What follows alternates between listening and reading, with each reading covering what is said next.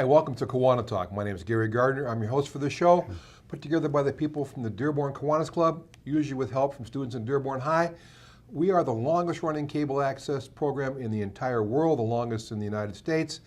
And today we're talking about United States, ground, territory, real estate, what values are worth, and to help us learn about values of land in Dearborn, Michigan, and probably the rest of the planet, we have Russ Raftary. Russ, welcome. Thank you.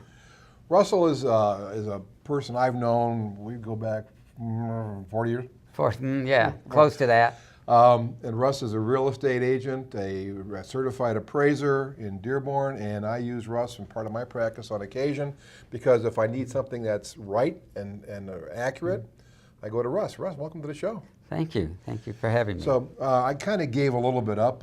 You're a Dearborn guy going way back. How long have you been in Dearborn? My whole life. I'm third generation. My grandchild is fifth generation. Okay, and you went to Dearborn High? I went to Dearborn High. I did Henry Ford Community College, U of M Dearborn, and finally graduated from Detroit College of Business. And you do real estate now, though? I do real estate.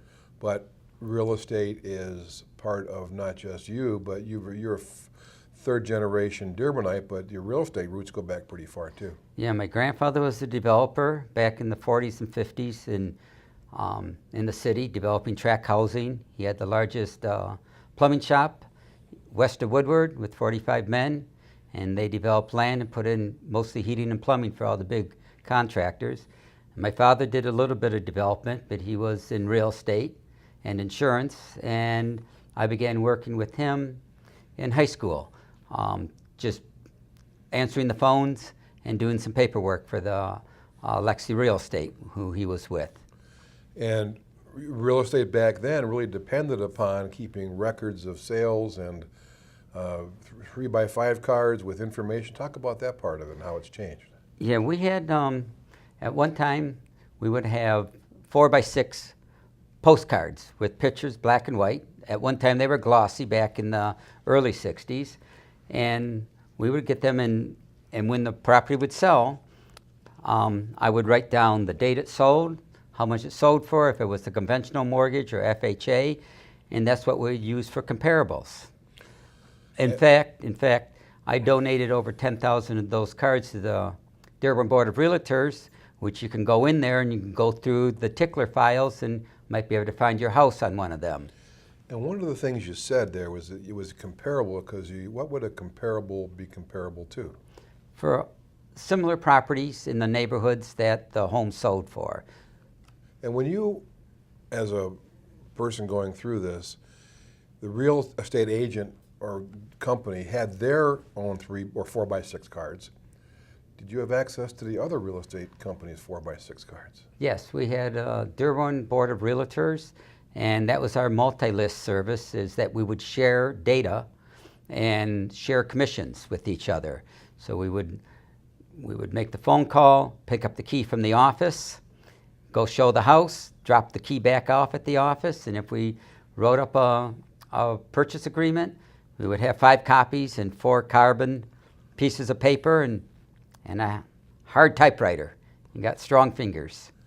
Now, things have changed a little bit since then because even if your own office had the data or the Dearborn Board of Realtors had it, if you had to go to West Bloomfield or Traverse City, how could you possibly do that? We did not have that. They had different multi-list services and different boards, so you really did not have access besides outside your board, with the Dearborn board took in Dearborn, Dearborn Heights, parts of Detroit and parts of Inkster for the multi-list, and you did not sell or buy houses for your clients outside your areas because it wasn't economically feasible to do that. You did not have the information. So you started out working for your dad and your grandpa in the real estate business, and 40 years later, we're still doing it. Yes, I found what I liked. Now, as a real estate agent, you have a certain level of training and expertise, but you've gone way beyond that because you're more than an agent, more than a broker, which you are. Yes. You are an appraiser. I am an appraiser. And what's the difference between, why would I want to get an appraiser to do something for me when I can call my real estate agent up and say, hey Bob, what's this house worth? And get an idea from my real estate agent versus an appraiser. An appraiser is held to a different standard. We are highly regulated by the federal government and the state. We are not supposed to be biased, and we work for market value as opposed to individuals. A market value is market value, so we try not to come up being biased saying your house is worth X amount of dollars to try and get a listing, or it's worth X amount of dollars to be able to buy it at a cheaper price for a client. You said something in passing that you're highly regulated by the federal government, and there's a reason the federal government is involved in regulating real estate appraisers, and what was the origin for that regulation? That was the 1986 savings and loan meltdown when the banks and individuals were promulgating different ways to come up with values using only a single approach. And so after the meltdown in 1988. And that wiped out a lot of value for businesses and the stock market and people's individual wealth. It did, and it wiped out a lot of savings and loans banks. And so they came up with uniform standards of professional practices for appraisers in 1988. And in 1992, they came into the licensing law for practicing appraisal. You had to get a license from the state that you were in to be able to practice. And you just don't go down to the corner store and get a license. You have to go through some training. You have to have a basic degree.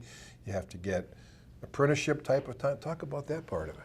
Well, there's 4 different levels of licensing. The first is a trainee, that you can't do anything except... You fill out the 4x6 cards. 4x6 cards, yeah. Then you can, if you take so many courses in a few hours, you can get a license appraising real estate. But you can't do any appraisals for any federally regulated loans.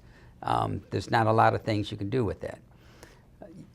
To get a certified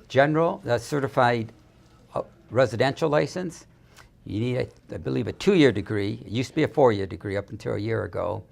You need 2,000 hours or 1,500 hours of apprenticeship working with an appraiser, and within an 18-month period, and you need 200 hours of specialized appraisal courses that you can take through the Appraisal Institute or various schools.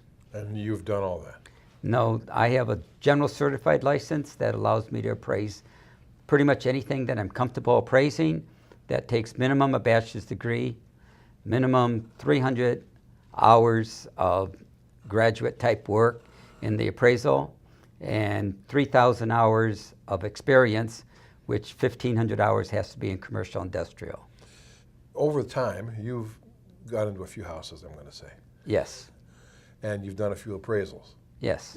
Dearborn, the city of Dearborn, back in the late 70s, early 80s, went through and did a reassessment of all the houses in the city. Talk about what was going on there. Well, I got lucky. I was unemployed, or I was in school, couldn't afford it anymore. There were no jobs. I had a friend that's mother worked at MESC, and she told me about the city of Dearborn going through a reevaluation process for a new law of equalization. And so I started working basically minimum wage for a quasi-public corporation that the city formed that was headed up by the leading theorist of the appraisal industry of the country, and measuring homes to gather data so they could revalue the city, all the homes, for tax reasons. And from there, I moved after a month or so. I became a team leader with half a dozen people measuring houses with me. And then they appointed me, because of my math background and stuff, I became the head of the commercial industrial collection of data. And how important is the data collection to establishing values for properties? Data is the most important thing, but anybody can get data. It's the verification of the data.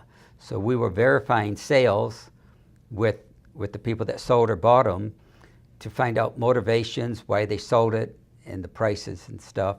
So we were collecting data, and if the old field cards, we had the people to make sure that they were doing it right. People would always ask, what's yellow or green or peach on the inside cover? Because it would be written, that was the color of the bathroom tile. We had the people measuring. We'd like to get into a lot of the homes so we could look at condition. And to make sure they went in, we had them write down the color of the bathroom tile. Just to make sure they would actually been inside there. Right. Over time, how many appraisals do you think you've done? Over 25,000.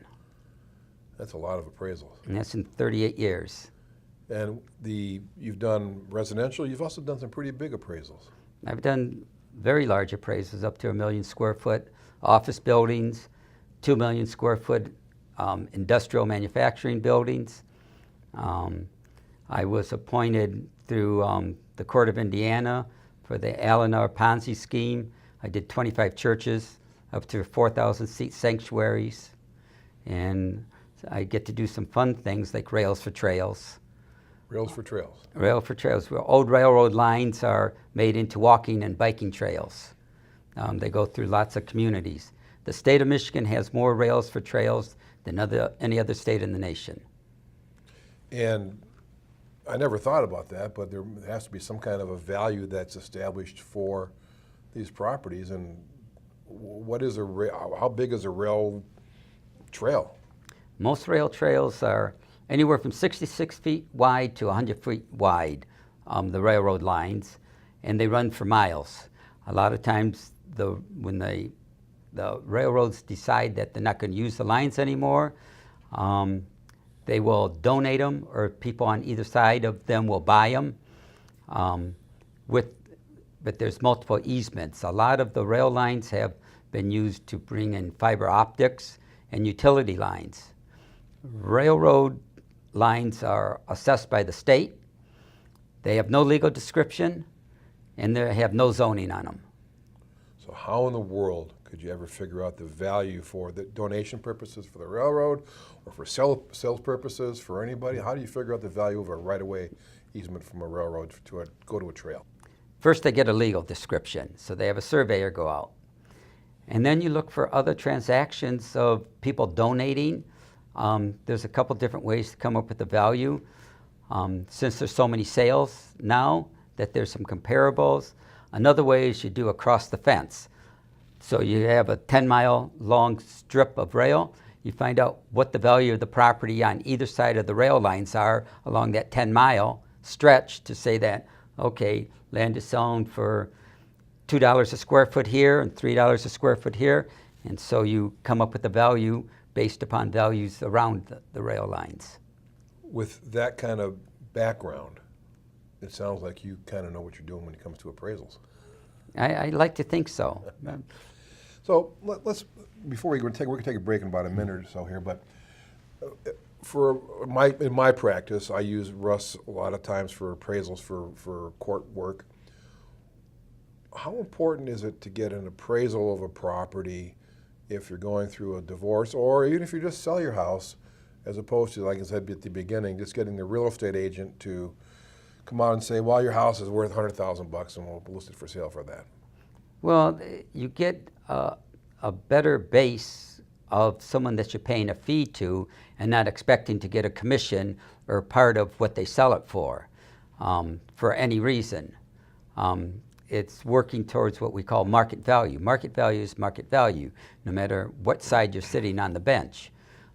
If you're a seller or the buyer, you want to know an unbiased opinion of it, that you're not going to get anything but the fee that you're charging to do it. The banks use us, the IRS, the U.S. Marshals. Everybody wants to figure out the correct value of a piece of property. And they figure by licensing and the amount of time that we put in our education that we do a pretty good job of it. And again, if you're going to be selling your house, you hear all the time on the radio these ads. I've listed my house with so-and-so, and we sold it in 2 days for $20,000 over the asking price. And there's Something wrong with the asking price, I think. something's wrong. Well, a lot of times it's underlisted and people begin bidding on it, and sometimes it's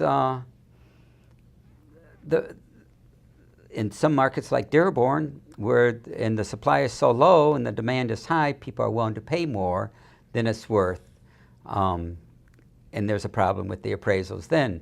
So you've seen a lot of purchase agreements now that they're willing to pay above the appraised value, because there's certain protocol for doing federally regulated appraisals that you're allowed to come up with the value. You have to be what they call bracketing between sale prices adjusted and unadjusted, coming up with a value on the property for financial purposes. And we're going to return to inside baseball on real estate here in a minute. But no, all that stuff really makes sense. And if you're going through that kind of situation, you want to make sure that the person you're working with, has the right idea. We're going to come back in a minute or so. We're going to continue our discussion with Russ Raftary from Raftary Real Estate, appraiser all around bon vivant. Don't go away, you've got some commercials. I'll be right back.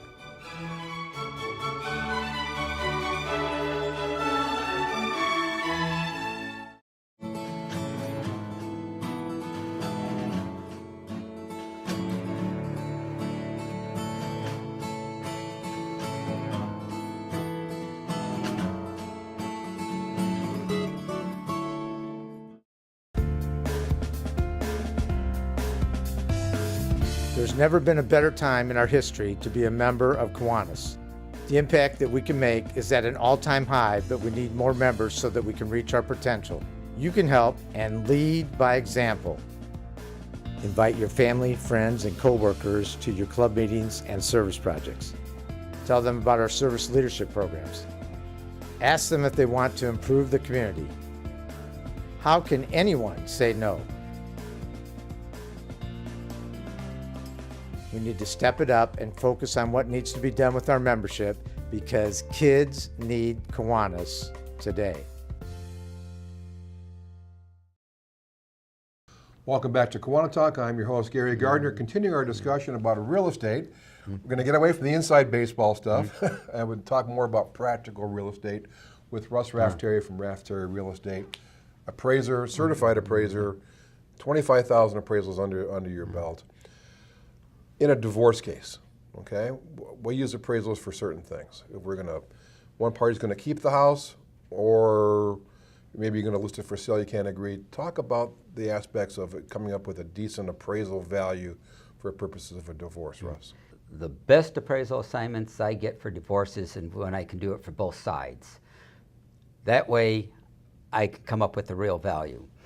A lot of times the husband will get an appraiser and the wife will get an appraiser. The husband's going to tell you everything about the house that's great that he's done to it.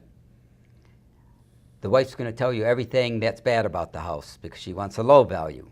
She wants to keep it. She wants to keep it, or she wants to use it. So a lot of times an appraiser can be a bit biased. You can lean one way or the other. So I might come up with a value of $100,000, and the other appraiser might come up with a value of $80,000. And going in front of a judge, they usually don't bring the appraisers. The judge just split it down the middle at $90,000. Well, that would all depend. If the $100,000 was the correct value or the $80,000. Splitting in the middle is not the right thing to do. So if it was worth $100,000 and being able to testify on it, you could show what the real value was and why, as opposed to the judge just splitting it down the middle, which they usually do. If it was only worth $80,000, that's how the market value should be. Two appraisals should be within 5% of each other to be valid. Sometimes when they're that far apart, the two parties have the appraisers pick a third appraiser to come up with the value, which becomes very costly for the divorced couple. Now you've spent a bunch of money, and maybe the best answer is what I try to do a lot is get the other side to agree on one neutral appraiser whose value will be binding on both sides. Right, and that would be the easiest way to do it. How about for, you mentioned IRS and you mentioned other corps. Say I wanted to donate some, if I'd won the lottery and now I'm trying to donate some property, want to get a deduction for it. How important is it to get an evaluation that the IRS or the courts or will accept as the valuation of the property? That's a requirement by the IRS that you have to have a certified appraiser do it for residential, or certified general for commercial and industrial, and you have to follow certain protocol. The IRS, when a lot of people donate property or want to take deductions, many times it's complex property and you're using what's called a discounted cash flow analysis. Inside baseball, be careful here. Okay. And the IRS, what they hire to review a lot of the appraisals when you get into complex is they hire engineers because engineers understand math. So a lot of times you can move mathematics around enough to donate property that's not valid. So the IRS makes sure that all appraisals are done correctly by review, like the state of Michigan will for public land. If you're donating property to the state, they want to make sure everything is verified and proper. It's very tough to do work for the IRS or the state of Michigan and stuff because of the review process. And you've testified or presented cases to the IRS and the tax tribunal and tax tribunal. You helped me out a big time on that. Talk about an appraisal or lowering the assessed value for tax appraisal purposes. Yeah, assessment is based on means, and if you're an average home, your values are probably very close to what they should be. But if you're above average or below average, you're probably over or under assessed. Being an appraiser, I can take a single property and come up with a value, look at the value as one property. The city assessor in Dearborn is looking at 30,000 residential properties every year that they're adjusting. So percentages don't work. So you become an outlier. The value becomes too high. You need to show the city why it's that high, and they're only going to look at an appraisal for it. And you would use comparables and show your arguments why this home is worth this kind of money. And I can testify that after the market crash in 2008 or 9, my house, Russ and I went to the city. We didn't win there. We went to the tax tribunal. We reduced my taxable value enough to save me $1,000 a year in taxes. That's been carried forward ever since. Yeah, and I do that type of work for cities and for individuals. You pitch and you catch on those. On either one, market value is market value. So I will not try and come up with a low value because I'm working for an individual, or a high value to work for the city. Market value, I'm not supposed to be biased, and market value is market value. You started out talking about the 4x6 cards and the technology with the carbon paper. The technology in the last 38 years has changed a lot. How has it changed, and what's that going to do for the appraisal business going forward, Russ? I think it's great because now I can use the computer and I can look at a large database and I can narrow it down by saying, okay, I want square footages between 1,000 and 1,100. I need 3 bedrooms, a bath and a half. I want a basement. And I can even narrow it down and say, well, I don't want to make very many adjustments. I'm going to just look at 2-car garages. I want to look at properties that are only in the flood zone. I want to look at this, and so I can narrow down and take a 200 data set, 200 pieces of property data set, and narrow it down to maybe 20 properties to be able to choose from, and then be able to begin looking at them closely, seeing which ones match the best to use it for the comparison. Because of the uniform appraisal data sets that came in 2010, the government has, Fannie Mae has so much data that they're beginning to use valuation modeling, computer modeling, to come up with values. So they're doing a lot of valuing by computers on stuff for refinancing and everything. And they can come within a reasonable value that they don't have to pay an appraiser. They still need somebody to review, and they usually have an appraiser reviewing data that's on staff.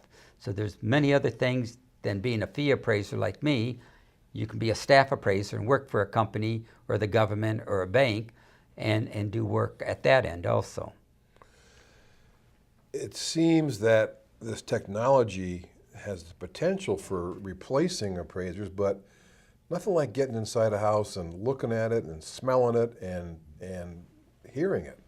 Yes, even all these companies that are trying to do the valuation, if they fall outside their standard deviations, they have to send the appraiser out to the house. So there's still a lot of staying within a certain parameters before an appraiser has to go out, up or low. But the computer can tell you so much. And sometimes you have to get inside the place, like I said, and smell it. Maybe it could be something going on. Right. There's a lot of difference between updating and remodeling and condition. I mean, pictures always make everything look real nice, and being able to look at really what kind of condition is it in. You have to be able to go in. Is the layout correct? I mean, you have pictures, but do you have to walk through a bedroom to get to another bedroom? Are they considering that 3 bedrooms? You don't know unless you're walking through it. A bedroom isn't a bedroom if you have to walk through it to get to another bedroom. If there's not a bathroom that's easy access from the bedroom, the bathroom is on the other side of the home that you have to walk through the living room and dining room and maybe kitchen to get to. It's not a very good location for a bathroom. It probably should be called a den. So those are the things that the appraiser can do. It seems like you kind of like your job. That's what I do for fun. I read journals about it. That's the inside baseball part of your job, Russ. The weirdest place you've been, talk about that, the strangest location you've been into. Oh, I don't know if this is proper, but I did get to, for the IRS, I did get to appraise the last bordello in Detroit. Okay. It was the Washington Hotel. I did it for the IRS. It was a bunch of 4 families put together and a single family. And it was great because they told me they do not rent to prostitutes. But I do have a great picture of the billboard inside the lobby that asked for the room rates, if you wanted a bathroom, a half bath, down the hall, and they would not rent it for over 4 hours until after midnight on Friday and Saturday night. You got some stories you can tell. Well, Russ, I want to thank you for coming on the program. Appraising, it's a lot more to it than just looking up in the newspaper and compare your neighbor's house to your house. Right, it is. And so if someone wants to get a hold of you, you got a phone number? 313-565-8900. Okay. Russ Raftary, Raftary Real Estate Appraiser and General Bon Vivant. Thank you very much for coming on the Thanks program. for having me. Good to see you. See you another time on KiwaniTalk. I'm Gary Gardner. Bye-bye.